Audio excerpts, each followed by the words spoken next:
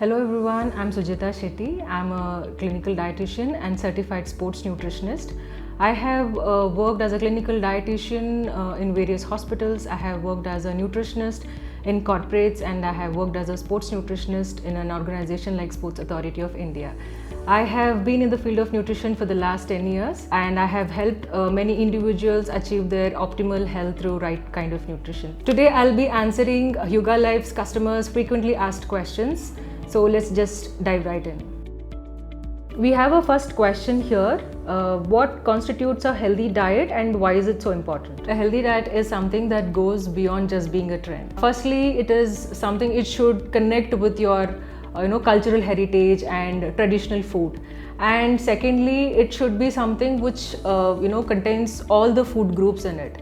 So that's how you balance your meal, and that's what is a healthy diet is all about. Let's move on to the next question. This is something related to the grocery shopping. How can someone make a healthier choices when it comes to processed foods? Well, when it comes to grocery shopping, you should be a label detective. It's always good if you have a habit of looking at the ingredients that is there on the label behind. So the lesser the number of ingredients, the better the product is. Always go for the product which has a lesser number of ingredients in it. Sometimes you may also see there are some certain products that is available in the market which will have a huge list of ingredients mentioned in it. So it's always better you opt for something which has a very less number of ingredients. So another better option would be to opt for raw or unprocessed foods, and you cook yourself and make a healthy dishes out of it. So let's move on to the next question. How can we ensure that we are incorporating enough variety in our diet to meet the nutritional needs? So one effective approach is to visualize your plate divided into 4 parts. The first part should be your grains, the whole grains, which could be unprocessed rice or part-boiled rice or brown rice or whole wheat. And the second part should be protein, a good quality protein. If you are a vegetarian, then you can opt for some dals, lentils and legumes, or soya, tofu, paneer, etc. And if you are a non-vegetarian, then you can opt for eggs, fishes, meat and poultry. And the third and the fourth part should be vegetables and fruits. When it comes to vegetables and fruits, I generally recommend something which is locally available and seasonally available. And of course the dairy products, which is again milk or curd and buttermilk. So this is how you divide your plate, and this division ensures the balance in your meal. Let's move on to the next question. This is for someone who is transitioning to a plant-based diet. Do you have any tips to share?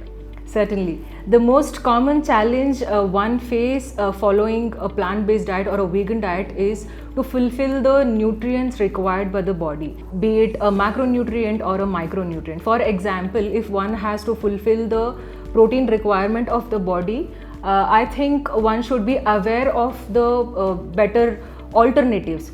Say like, if it's not a meat or a fish or a poultry or eggs, then you should know what is the best alternative source of those animal sources that are there. So that way you will be able to fulfill the requirement of the body. And it's also another best way is to combine your food in such a way that your body is not deprived of any nutrients. And I think some of the good examples of vegetarian sources of protein would be soya, tofu, dals and lentils and legumes. Let's move on to the next one. This is an interesting one. This is about sugar intake management. What are effective strategies and healthy alternatives to sugar? Well, this is one of the major concerns that I see in people nowadays. I see a lot of people who completely go out of sugar from their diet. They have sugarless tea, sugarless coffees, and they cut down sugar completely. So once you start doing that, you will end up with sugar cravings. And when you have sugar cravings, you end up eating something, which is not so good for your health. You will end up consuming more than what you were consuming before. So that will only have a bad impact on your health. The best way to, get over this problem is to switch to a sugar alternatives. If you are somebody who is really concerned about consuming highly processed white sugar, then it's always better to switch to a better alternatives like, dates or figs or even jaggery and honey. Let's move on to the next question. It's about supplements and vitamins. Do you recommend supplements to someone who is struggling to meet their nutritional needs? So when it comes to supplements, as the name suggests, it is something which can be added to your diet to enhance it or to improve the quality of it. Talking about whether to take supplement or not to take the supplement, it all depends on the requirement. For example, if you have some sort of deficiency, some sort of vitamin deficiency or a mineral deficiency in your body, then it's always good to go for some sort of supplements, some specific supplements under the supervision of a professional. But if you ask me, the first approach should be through a balanced diet. And when you think that you are not able to meet it through the diet, only then you take a help of the supplement.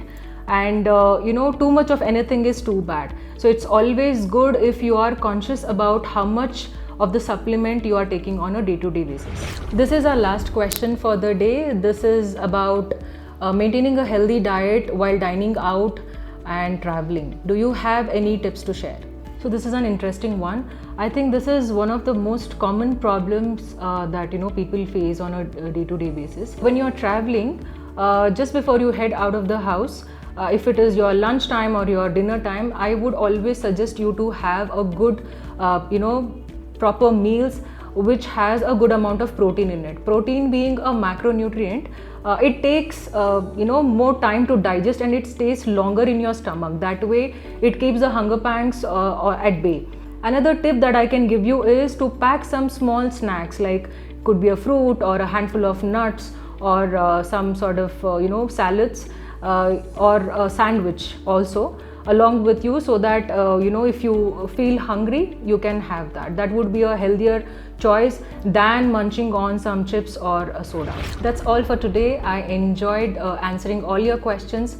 I hope you find it informative and helpful. So if you are on the lookout for healthy options to add into your diet, you have to check HyugaLife.com. Trust me, we've got it all, from scrumptious chips to top-notch supplements and everything in between. It's like a one-stop store to all your healthy cravings. I hope you like the video. Show your support by liking the video and sharing it with your family and friends. Stay tuned for more such interesting videos at HyugaLife.com. Until next time.